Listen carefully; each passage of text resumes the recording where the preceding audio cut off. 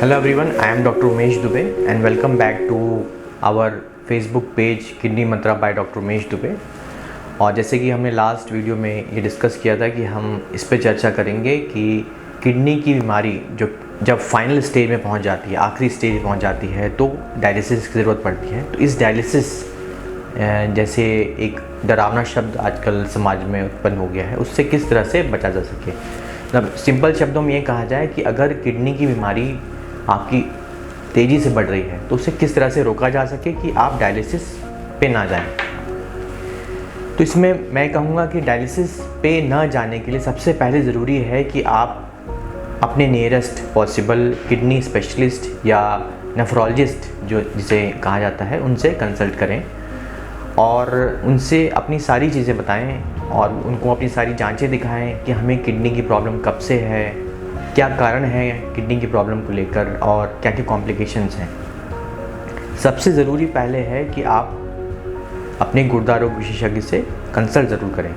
इसमें हमारे board number पे आप फ़ोन कर सकते हैं और आपको हम गाइड करेंगे एज अ नेफ्रोलॉजिस्ट कि आपको किडनी की अगर प्रॉब्लम है तो आगे हमें कैसे बढ़ना है, क्या क्या ट्रीटमेंट है। सबसे पहले यदि आपको किडनी की प्रॉब्लम है तो सबसे ज़रूरी ये है कि आपके साथ में कोई ना कोई प्रॉब्लम ज़रूर जुड़ी होगी जो कि किडनी की बीमारी का कारण है। सबसे पहले हमें उसी चीज़ पे फोकस करना है। जैसे सबसे मोस्ट कॉमन जो कॉज़ है वो किडनी की बीमारियों का जो CKD कहा जाता है, उसका कॉज़ है डायबिटीज़ मेलिटस। जैसे शुगर की जो बीमारी होती है तो डायबिटिक किडनी डिसीज़ वो पूरे वर्ल्ड में सबसे ज़्यादा कॉमन है। तो सबसे ज़रूरी है कि यदि आपकी किडनी की प्रॉब्लम डिटेक्ट हुई है तो सबसे पहले आपको अपनी शुगर कंट्रोल करनी है। अब शुगर कंट्रोल कैसे करनी है ये बहुत ज़रूरी है कि जैसे एक चीज़ बहुत देखी गई है कि जैसे जैसे किडनी की बीमारी बढ़ती है शुगर फॉल करने लगती है। आपकी जो मॉर्निंग की शुगर होगी वो फॉल करने लगेगी। और दूसरी चीज़ है कि शुगर का फ्लक्चुएशन बढ़ जाएगा, कभी बहुत लो कभी बहुत हाई। तो आपको अपने डॉक्टर से ये डिस्कस करना है कि हमें डाइट में ऐसा क्या करना है और हमें शुगर की कौन सी दवा लेनी है जिससे कि हमारा शुगर बिल्कुल मेंटेन रहे, सारे दिन भर 24 घंटे मेंटेन रहे। इस फ्लक्चुएशन को रोकना होता है। दूसरी चीज़ है काफ़ी सारी दवाइयाँ शुगर की वो किडनी की बीमारी में नहीं दिया जा सकता क्योंकि वो शायद उनकी डोज मॉडिफिकेशन होता है, डोज रिड्यूस होता है, तो वो आपको डिस्कस करना होगा।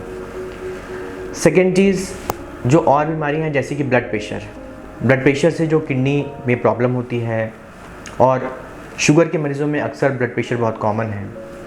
बीपी कंट्रोल करने के दो सबसे इम्पॉर्टेंट तरीके हैं।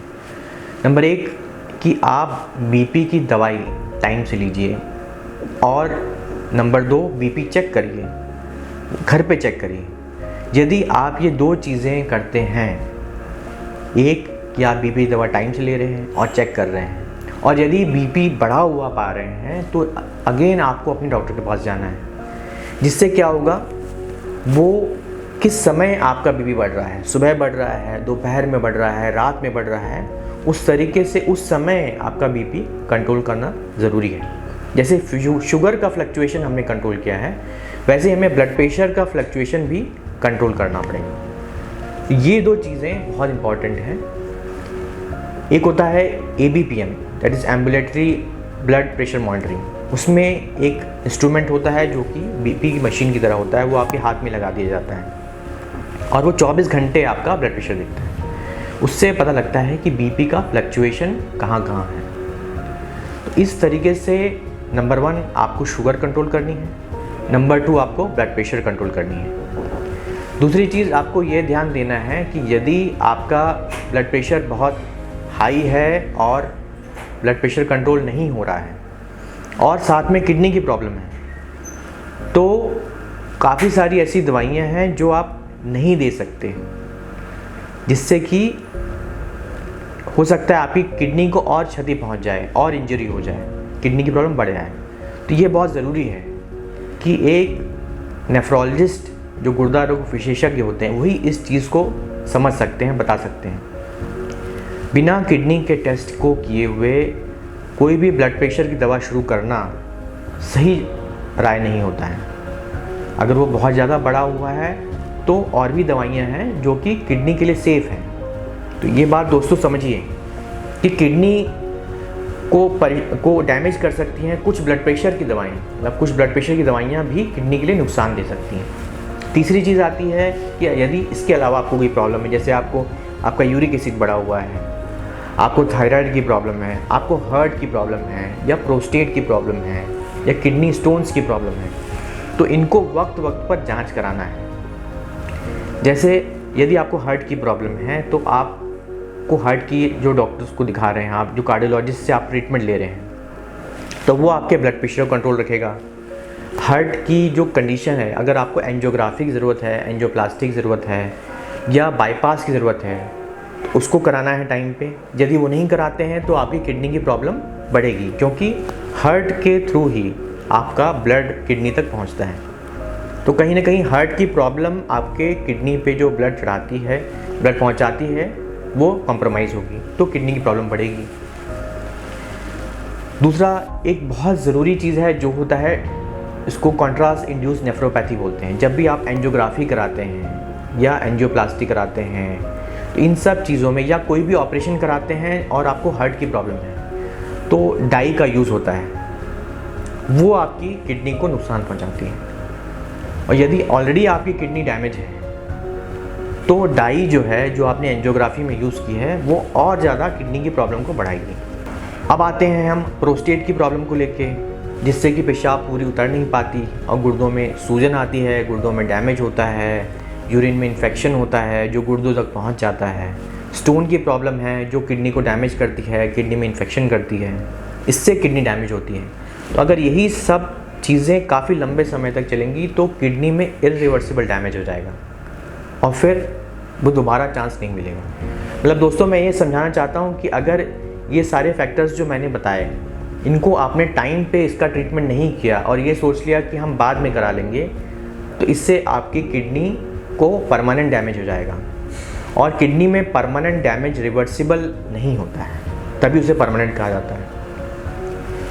और फिर आप डायलिसिस पे चले जाएंगे, क्योंकि वो फाइनल स्टेज का ट्रीटमेंट है।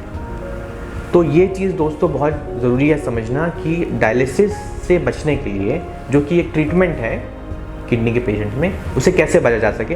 तो आपकी जो करंट बीमारी है, आपको पता करना होगा कि हमें करंट बीमारी कौन सी है जिसकी वजह से हमारी किडनी में डैमेज बना हुआ है। उस डैमेज को कंट्रोल करने के लिए उस बीमारी को कंट्रोल करना ज़रूरी है। और उसके बाद में आती है डाइट। जैसे जैसे किडनी की प्रॉब्लम बढ़ेगी, आपको डाइट कंट्रोल करना पड़ेगा, डाइट में मॉडिफिकेशन करना पड़ेगा। वैसे तो एक चीज़ है कि कभी भी, जैसे कोई भी उम्र हो, 40 साल के बाद में आपको अपना नमक और चीनी का सेवन, जो मीठा खाते हैं और नमक खाते हैं, ये बिल्कुल कम कर देना चाहिए। क्योंकि एक उम्र के बाद में मीठा, शुगर और सॉल्ट, नमक जो होता है, यही मोस्ट ऑफ दी बीमारियों के कारण होते हैं। तो इन जनरल ये बात है कि आपको इन सब चीज़ों का सेवन कम करना है। डाइट, अलग अलग किडनी की स्टेजेस जो होती हैं, बीमारियां होती हैं, उनकी अलग अलग तरीके से होता है कि आपको डाइट में क्या नहीं खाना है। इस पे हम अलग टॉपिक रखेंगे ताकि हम एक डिटेल में डिस्कशन कर सकें कि कौन सी डाइट, कौन सा आहार किडनी के मरीज़ों को लेना चाहिए कि उनकी किडनी की बीमारी आगे ना बढ़े। तो आई होप आप लोगों को मेरा ये वीडियो काफ़ी पसंद आया होगा, क्योंकि मैंने इसमें काफ़ी सारी चीज़ें कवर की हैं, बताई हैं कि किस तरह से हम एक किडनी की बीमारी जो बहुत समय तक चलती है और बाद में डायलिसिस पे पेशेंट जाता है, फिर किडनी ट्रांसप्लांट पे जाता है, इन सब चीज़ों से कैसे बचा जा सके। तो यहीं पे हम विदा लेते हैं। धन्यवाद।